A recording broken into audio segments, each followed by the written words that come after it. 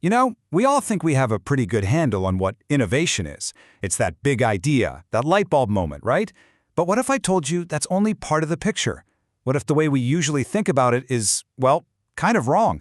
We're about to dive into a couple of aha moments that completely flip the script on how the world actually changes. This quote right here, this is basically our roadmap. It points to two huge mistakes, two big misunderstandings. The first one is about what innovation even is, but the second one is the real kicker. It's the kind of thing you only see after you think you've already solved the puzzle. So let's start with that first mistake. Okay, so where does this first mistake even come from?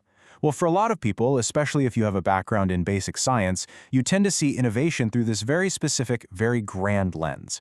We're talking about the work of absolute titans, the giants whose shoulders we all stand on. In this worldview, real innovation isn't some clever app on your phone. No, it's about discovering the fundamental laws of the universe. It's Newton, it's Einstein, it's von Neumann, the heavyweights.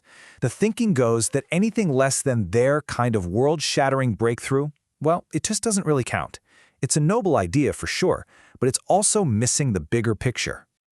So what happens when this narrow academic view smacks right into reality?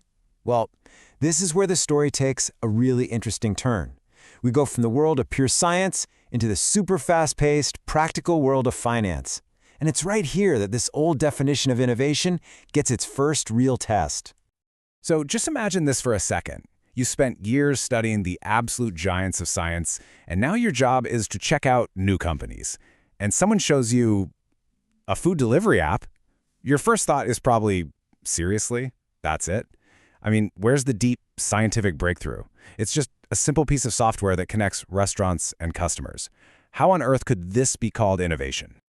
But here's the thing. The market had a completely different opinion. What looked like a simple little startup just exploded. It became a $4 billion company. And even more than that, it completely rewove the fabric of daily life for millions of people. It changed how an entire country eats. The impact was just, you couldn't deny it. And this is what led to the first big epiphany, which came in the form of some pretty blunt feedback from a mentor. You're thinking like an engineer. Oof. The light bulb moment wasn't about physics. It was about people. Innovation isn't just about discovering new laws of science. It's also about creating entirely new patterns of life. And that was the first major shift in understanding. So with this new, much broader understanding, how do we start to frame it? Luckily, economists have been chewing on this for a long, long time. And there are two really powerful theories that perfectly explain this kind of everyday innovation and why it has such a massive impact. First up, we've got Joseph Schumpeter's concept of creative destruction. What he basically said is that this is the essential fact about capitalism. It's this constant storm where new things can only be created by destroying the old things. It isn't a gentle process. It's a relentless cycle of creation that's literally fueled by destruction. And you see this everywhere, right? Netflix didn't just compete with Blockbuster. It made Blockbuster's entire business model totally obsolete. And the smartphone? It didn't just offer a new camera. It completely wiped out the markets for separate cameras, GPS devices, and MP3 players. That's creative destruction right there in front of you. And what's so fascinating is how this idea was a direct response to Karl Marx. You see, Marx looked at capitalism and predicted that its own internal flaws would make it collapse. But Schumpeter looked at the exact same system and saw something different.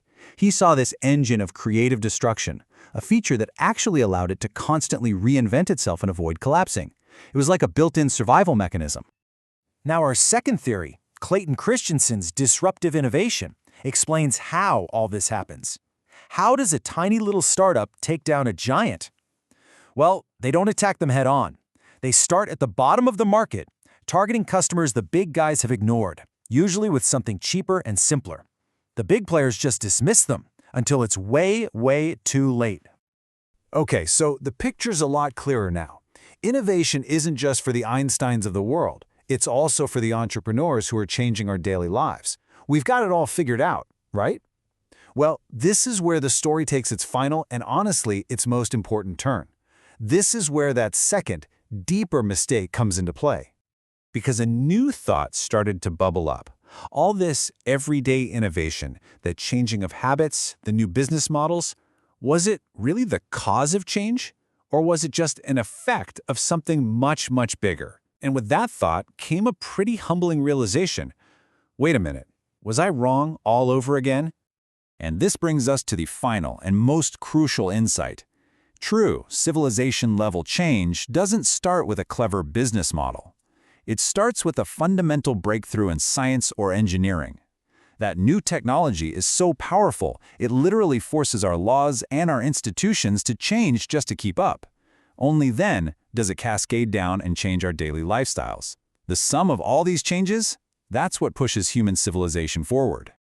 So here it is, the key takeaway, that social innovation, like the delivery app, it doesn't happen in a vacuum. It doesn't lead the charge. It gets pulled along by a much deeper, more fundamental technological shift. The technology is the engine. Everything else, our habits, our laws, our markets, they're just the train cars being pulled down the track. So here we are. We've arrived at a new and I think much more complete perspective. We've gone on this whole journey from thinking innovation was only about world-changing science to appreciating the power of changing daily life, and now, finally, to understanding the real connection between the two. And that brings us right back to where we started. But this quote has a totally different feel now, doesn't it? It's not just about being wrong twice. It's about realizing that innovation works in layers, from that app on your phone to the legal systems that make it possible, all the way down to the fundamental tech that started the whole chain reaction in the first place.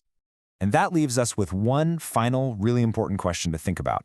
As these incredibly powerful technologies like AI, genetic engineering, and new energy systems keep emerging, we shouldn't just be asking how they'll change our apps and our habits. We need to ask the deeper question. What are the fundamental technological shifts happening right now? And how are they already starting to pull our laws, our institutions, and our entire civilization into the future?